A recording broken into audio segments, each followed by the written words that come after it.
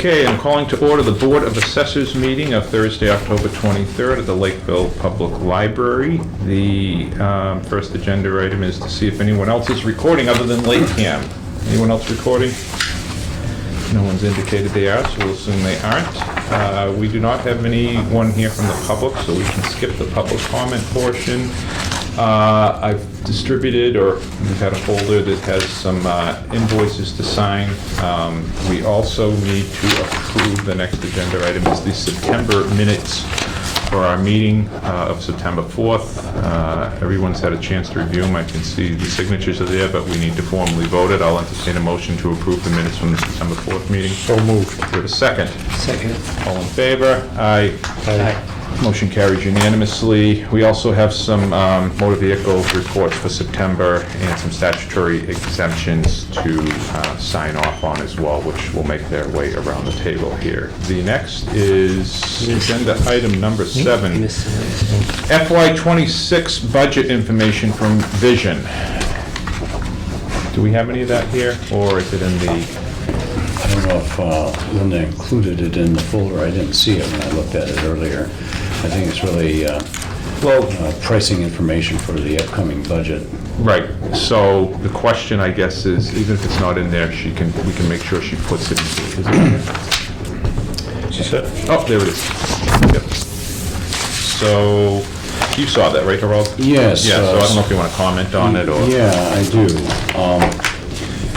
Before I go, I'd be remiss, because we know, but the folks probably watching, if anyone does decide to watch this meeting, Harold Scheid with RRG is acting as our interim town assessor. Welcome back. He's done this before for us on a permanent basis, but this time it's just interim. So the town has signed a contract through the end of the year to have RRG handle the interim services for us. So, welcome back, Harold. Happy to have you. A pleasure. And now you can pick up where I cut off on the Vision budget stuff. My only comment here under the proposal is that in the past we have subscribed to Vision's GIS module.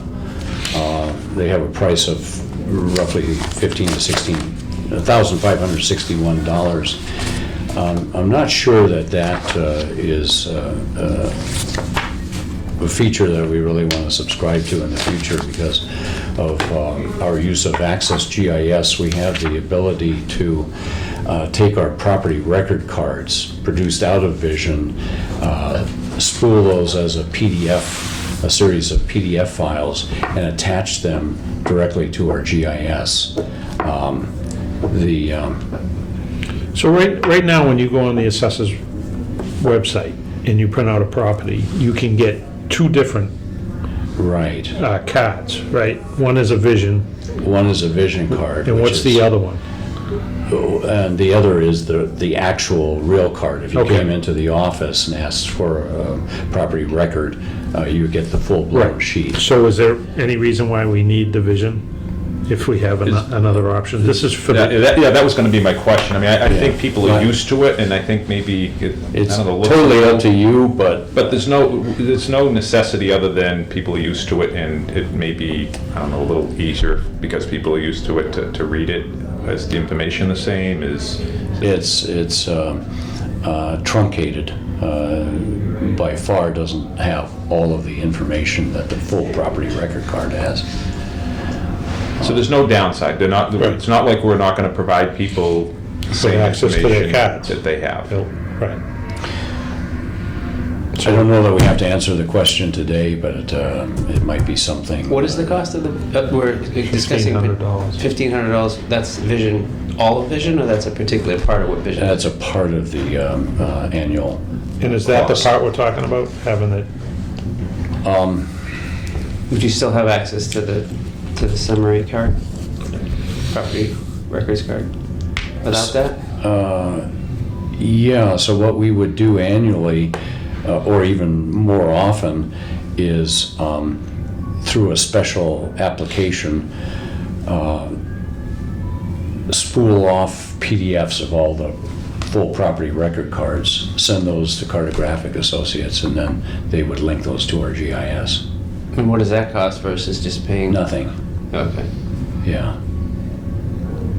It sounds like it's not a big ticket item, but it's basically, we're paying for something that's duplicate to what we already have the Yeah, ability to do. I think there's a small cost for the program that actually creates those PDFs, but that's a one-time expense.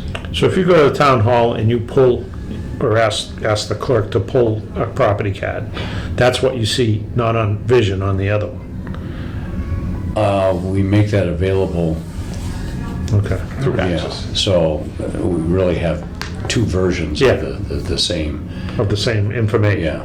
All right, so it sounds like what we probably should do is, again, to your point, Raval, we don't need to make the decision now, but let's just, I'm sure financially it makes more sense. We'll find out what the cost for that one-time program is. And then we'll just vet through the town offices if there's any pressing reason why anyone else would need to make sure we have that function of Vision available. And if it comes down to just convenience or optically, that's what they used to look What into. do other towns do?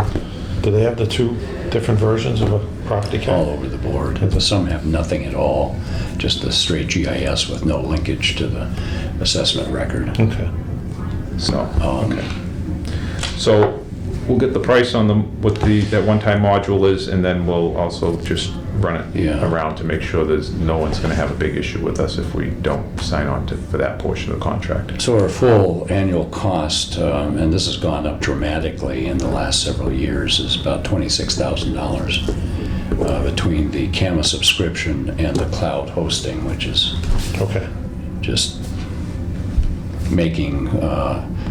mounting the CAMA system on the cloud so that we have, And if memory serves me correct, we've talked about this before. I believe there are other options, but there's not a lot of other options. And if we were to Can I look at this? change to another vendor, are the costs substantially different? Is it something we should get a cost on? And then I believe, isn't there a lot of, there's an upfront cost to There was a huge upfront cost. importing it over from the old system to the new system, right? The migration. I always advocate for Access GIS, the GIS that we use, because Cartographic Associates also handles all of our map updates. And they're really the best at that job. As opposed to using Vision. So, Well, Access GIS is offered to us by Cartographic Associates, not Vision. Right. Drives our GIS system. But Cartographic Associates also handles our annual map updates. So we're dealing with one vendor that both maintains our parcel maps and rolls that into the GIS that we in the greater world can access. so are we talking about eliminating all of this? No, just the Just that 1,500? Yeah. Okay. So in the scope of everything, it's really not a lot of money? Not a lot of money, but But if it's a duplicate and we don't need it, why Right. use it? Right. Well, like I said, we'll just vet it through other departments and see if anybody has a strong reason why not to. We have time to make that decision. Okay. Next up, review our annual ASR study. so this is the time of the year when we're heading down the path towards tax rate setting, and it's also as part of that process, time that we take to look at our current assessments relative to the market, see if there's a need to adjust values, and so in the lead up to that, then I have prepared our annual ASR study. starting to do something a little different. We work in a lot of small communities. What's that? And small communities means relatively few sales. We're making some very important decisions about values, where values travel based on a fairly limited data set. This first page here, single-family frequency of values and sales, shows you first, under all properties, we have 4,021 residential single-family dwellings having values in these various value ranges. Historically, So we had, just to clarify, we had a house sell for over $4 million in 2024. Must have been a lot of land or something. yes, Okay. yeah. And do these eliminate the non-arm's length transaction Yes. sales and all that? These are just, Yeah. so under 2024 sales, these are... And these are residences These are only.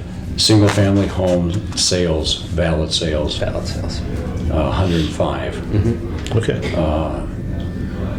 What I've introduced to the process now is what I call a 10-year market trend study. The ultimate purpose of that is to develop time trend factors that can be played back against sale prices from earlier dates to give a sense for what a property would sell for on the assessment date 1/1/25. Gotcha. And I'll walk through that, how I derive those time adjustments in a minute here.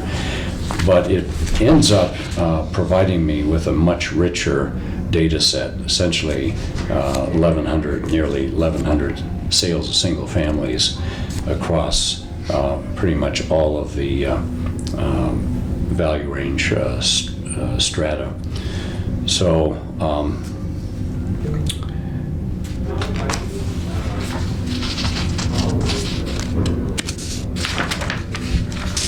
to get to these time adjustment factors, and you'll see those in the chart here in a minute, there's a process for developing those time adjustment factors. The standard approach is to look at the assessment to sale ratios, comparing our current values against sale prices over the 10-year period, and plotting the median assessment to sale ratio for each sale period. In this case, I've divided the data set into sales quarters. So for example, calendar 2015-1 represents the first quarter of 2015 and the sales that transpired then at that time, looking at that median assessment to sale ratio, which hovers around 1.70, about 1.7. I plot those for all of the 1,000-some sales transpiring over that 10-year period. And the little jagged line shows you where those medians fall.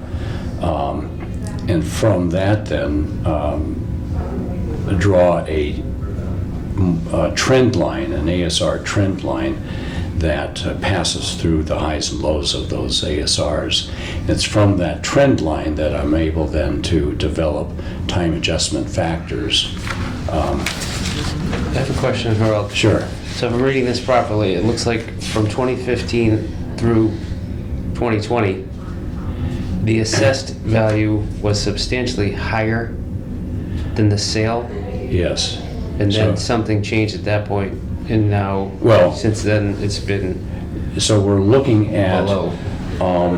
comparing sale prices that transpired sometime in the last 10 years with our current assessed value.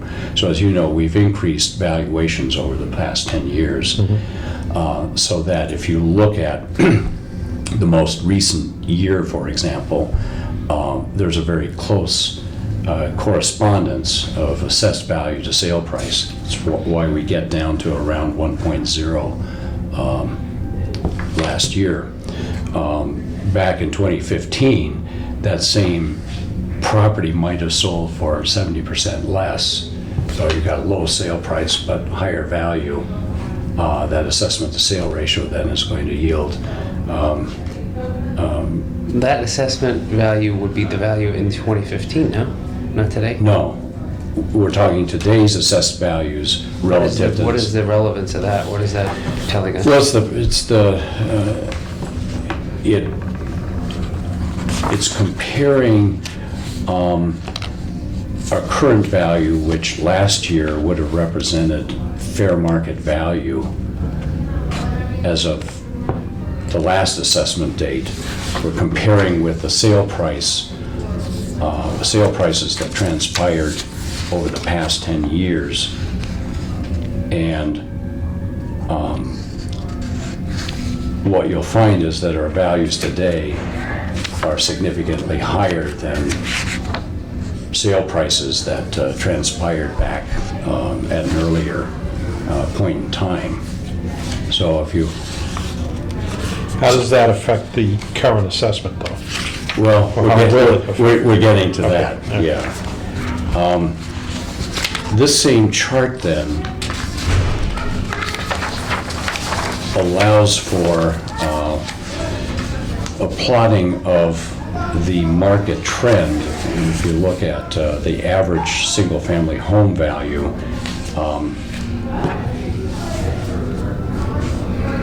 back in January of 2015, our average single-family home had a value of $336,100. 10 years later, we're talking $638,600, almost double. Shouldn't surprise us. No, I mean, it's all based on sales, right? Sales prices. Yes. So,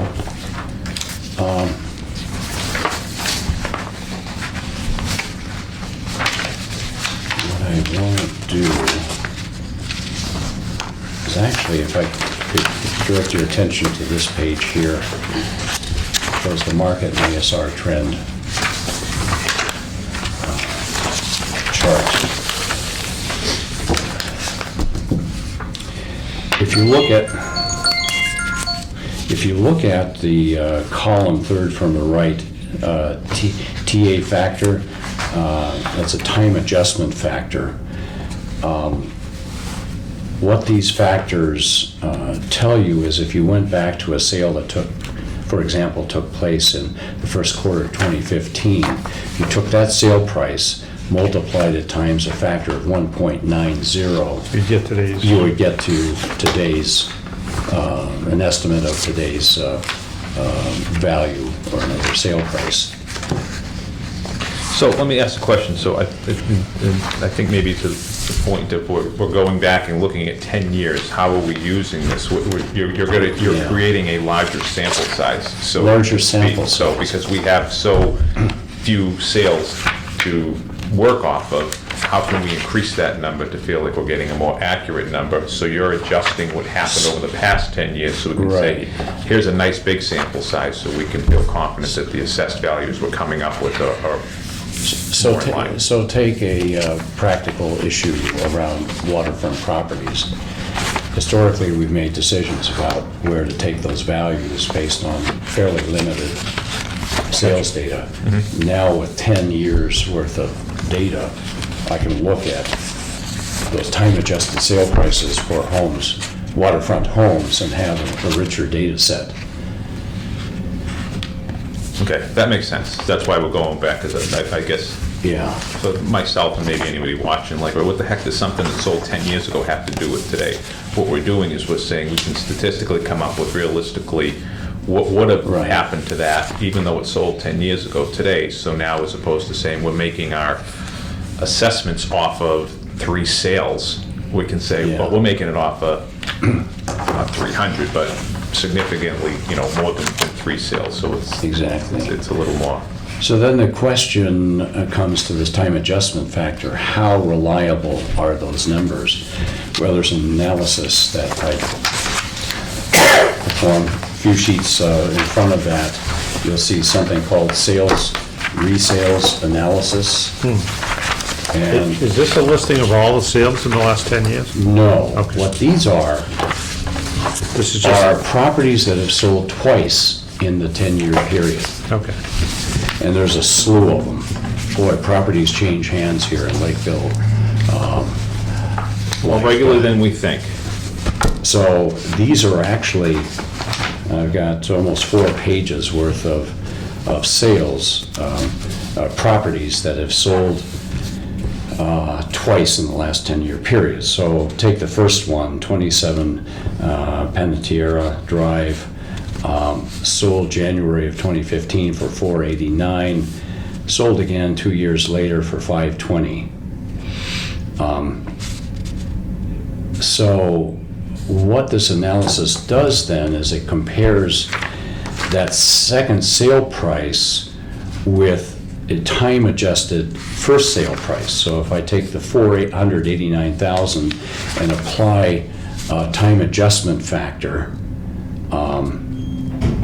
I get an estimate of $596,600. Well, in this case, Might be a little high. we're off about 12%. Yeah. But as you go down the list, you'll see there's actually a fairly tight correspondence. In fact, if you, on the very last page, you'll see an average variation that's about 6%. But that doesn't factor in the time difference from one sale to the next, right? Yes, it does. Oh, it does? Yeah. Okay, because that'd be a huge factor, right? If something sold 1 year apart, the price differential is probably going to be a lot less than if it sold 9 years apart. But this factors that in? Yes, Okay. yeah. Wow. It's pretty impressive.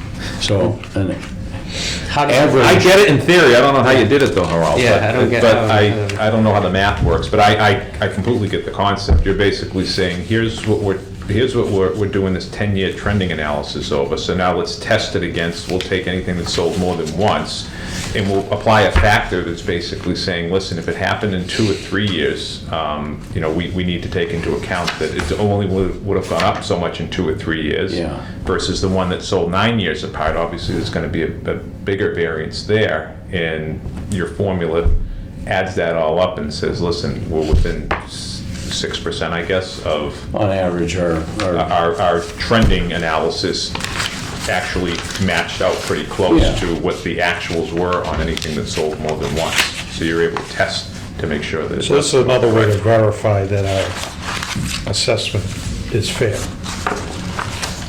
well, we're getting to the ultimate page here. We're and just that's the- bottom line, guys. You can't tell. Yeah.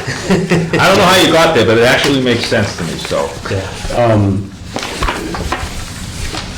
So let me just take you to this page. This is a sample, one page of many pages that detail the 1,000-some sales that transpired, and you can see the application of that time adjustment factor. So if you go right to the first sale for Mattawa Lane,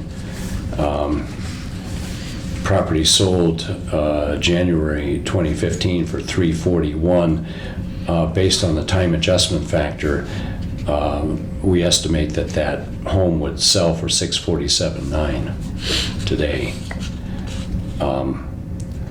Those time adjustment factors, as you see, they decline over time, which you would expect as we get closer to the present day.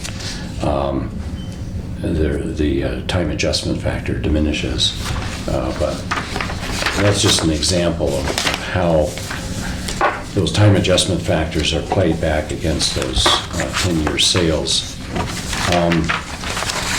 So now we get to the nub of the exercise here, and that is looking at our assessment to sale ratios. So if I look at just calendar '24 sales, they point to an assessment level of 0.88 or 88%. You'll recall in the past, we've always tried to target our assessments at about 95%. So we've got to raise values, unfortunately, to respond to. But just to be clear, again, for people that are listening, just because the values get raised does not mean automatically the tax, Right. bottom line tax dollars paid gets raised. It will get raised because of Prop 2.5, et cetera, but we could change everybody's values Yes. double. It's still proportional. There's still a budget from the town. It all gets It gets reflected in the calculated that tax way. rate. But at the same time, we want to be accurate Yeah, and if fair. we didn't have a 2.5% tax increase, and we went from 0.88 to 0.95, and literally every single house, which just doesn't happen, got increased value from an assessment standpoint by 7%, and there was no additional tax rate from an override, from the 2.5 or anything, your taxes would stay absolutely the same in theory. Right, yes. The problem isn't that we're gonna go up, it's the fact that the town Budgets go up. collects more taxes, Yeah. so. We'll stick it. But we want to be as accurate as we can. We Yeah. want to hit that target of 95% to be, and we want to be fair. We want to make sure Right. that the values are being, Well, we also have to, right? According to Yes. the state, by state, Yeah. yeah. Yeah, what is it? An 88% assessment level won't pass. Too low. what is it, point, 90 to... it's 10% plus or 90 to minus, right? 110. Yeah. Yeah. Yeah, If you're aiming at 90, you're gonna get a lot of Close. questions. well, we probably are aiming at 90. No, We're we've at been aiming 88. at 95. No, That's we've what been, discussed. yeah, we do 95, I just think that, keep in mind, these Values values have were from gone a up. couple of years ago, Yeah. so There was no doubt. they just. I want so that fast. one. Oh, The well. house sold for $4 million. So, there are a number of stratifications here. These help guide me when I go to update the land and building rate tables that, in effect, raise values. So overall, I'll be looking to raise those rates both on the land and building side, such that we get to a 95% assessment level. But this analysis provides me with information that reveals systemic under or overvaluation of certain types of properties. And so I want to point you to the first page here under economic neighborhood. It's through assigned economic neighborhoods that we deal with location. We factor location into the value of property.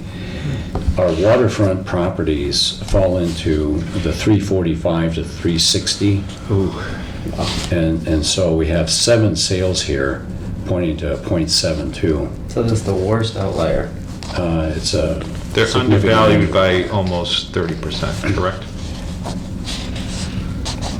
Well, yeah, something to that effect. 23 if we want to get to 95. So 7 sales, though, to increase values by 30% on the basis of 7 sales. We can certainly do it, and we've done it in the past, but now if we look at that same, Over the 10 years. over the 10 years, we've got 59 sales, and we're at 0.87.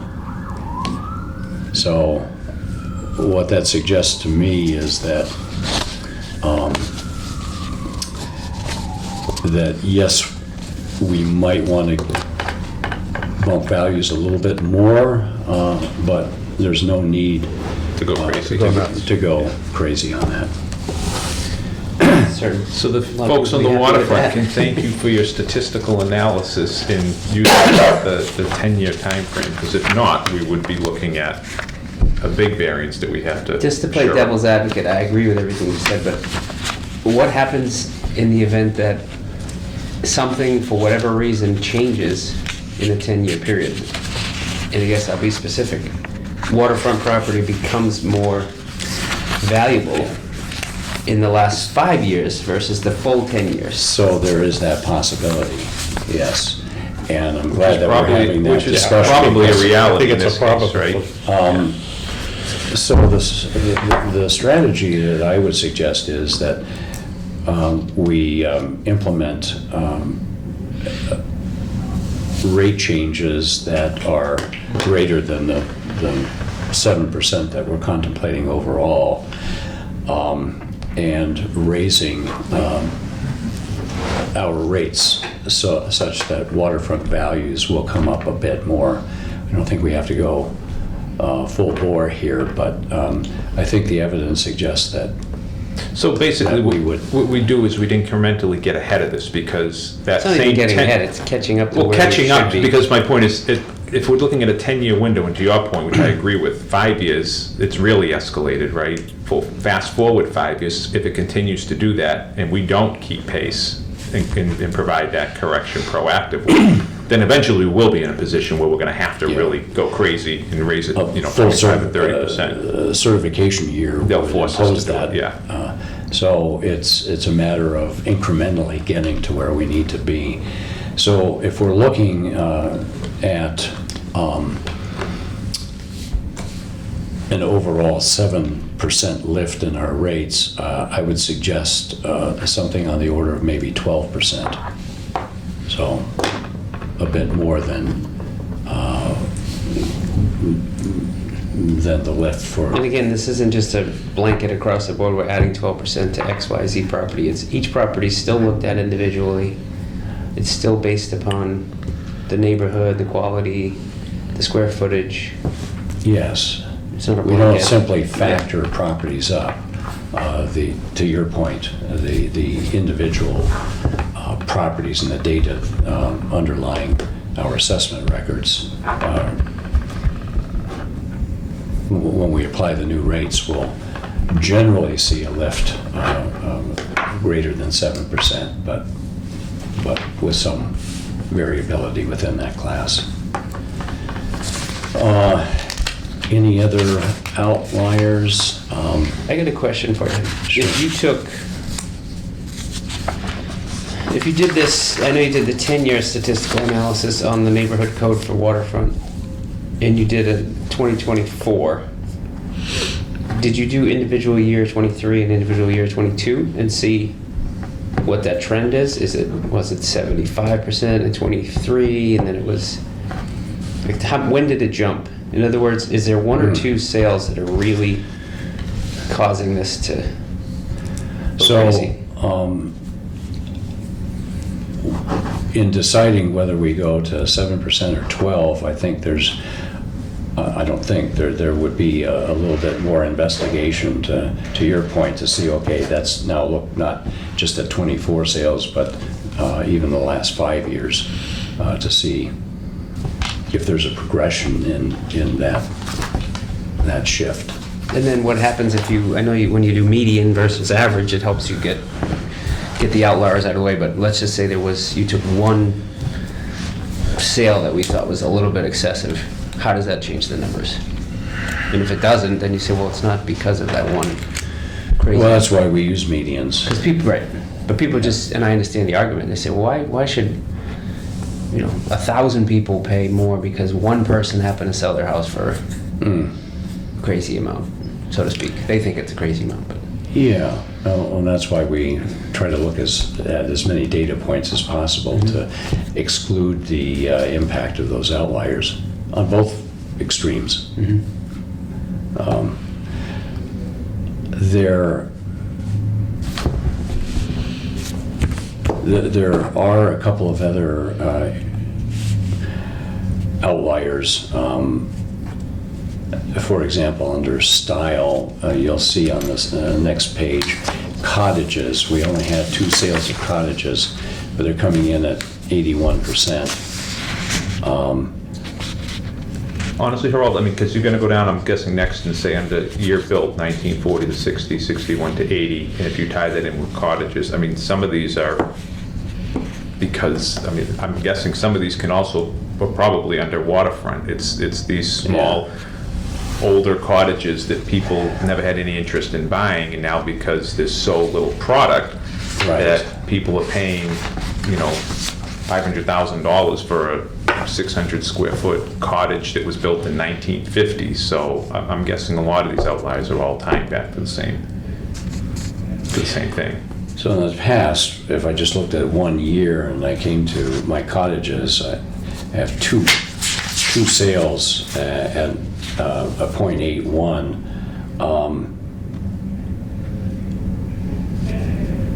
I would be real leery on acting to increase the rate of cottages on the basis of 2 sales. Now with a 10-year sales mix, I have 9, still not a whole lot, but they're confirming over those 9 sales that It's even worse. Well, and again, the value was low on those cottages, so, you have a cottage that's valued at 200, somebody's willing to pay 400. I mean, proportionally, it's a huge amount, dollars and cents. It's not quite the same as someone offering $950 on a $750 house, but. So same approach here. Yeah. I think there's an additional lift in the cottage rate, base cottage rate that needs to be implemented, but I don't think we go to the full extent this year, but something in the way of an additional bump in that rate.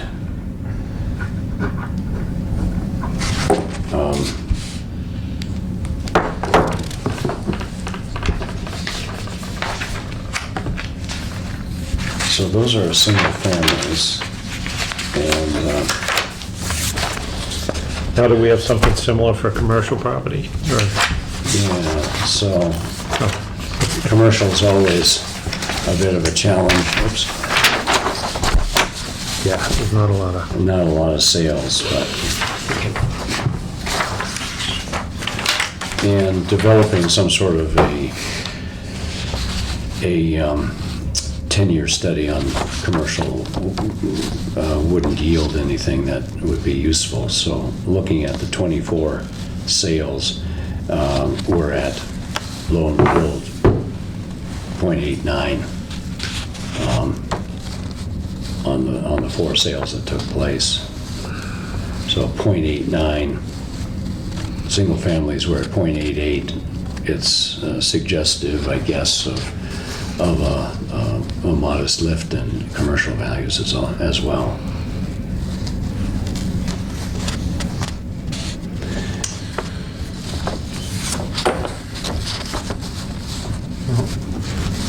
I don't have any questions. This was very, very informative, but also very helpful. I think. and these were sales in 2024? Yes. Or- Okay, just one, yeah.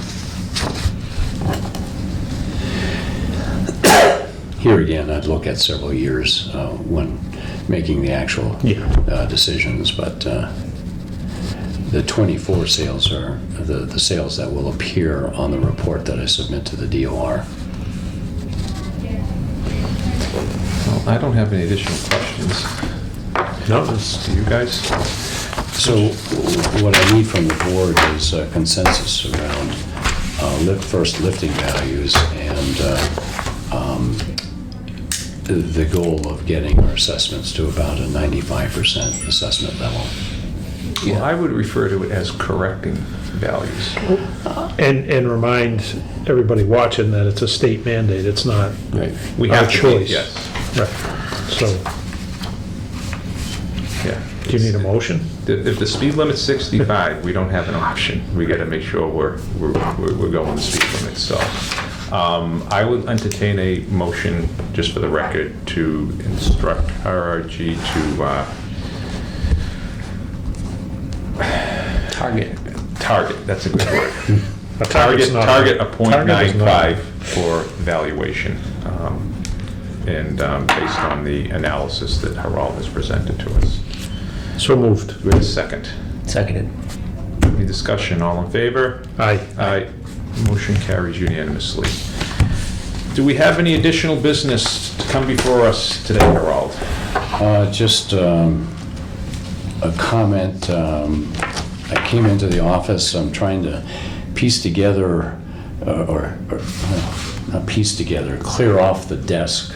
There were stacks of, Yes, I know at least one individual, if not two, in the town hall that were eagerly awaiting you to go through whatever's on that desk. so as I told Norman, when I see piles like that, I'm afraid of the alligators, the guys that are gonna come out and bite you. So I hope there aren't too many of those, but Well, hoping to get a handle on. I'm all hoping that. and guessing there shouldn't be too many of those, because anything that has gone on that comes into that office that Linda or Noah gets involved in, they made sure we knew, so we could reach out and get back to people and not let anything get too out of control. Yeah. Second note, chapter applications, I've learned were not sent out, so we're going to try and get on top of that and get those out. Folks have until December 1st to file, so we have. Can we give them an extension? Oh, or- we can. Okay. Yeah. That's still a I lot think of time. that's, yeah. Let's see what comes in and what's Yeah. missing. Yeah. I have a question on, somebody had asked me about the Eagles Club. They were requesting to get, they had some issue with their nonprofit status. Does anybody have that? There was some confusion about, they were asked to fill out an abatement, but that's not what they were supposed to fill out. No, but I think we can go back and check, but we did, I believe we approved that. That was the Long Pond Association. What was Long Pond? There was two, that was one thing. All right, that's what I'm thinking of, yeah. But the actual Eagles Club, there was some question about something to do with their nonprofit status and some confusion about an abatement, which I don't think is what they needed to file. So if someone could look They into have an that. annual form that they're required to file. So what was the question? What the status of it was, what they needed to fill out, there was some confusion. I would suggest if somebody has a question from any property owner,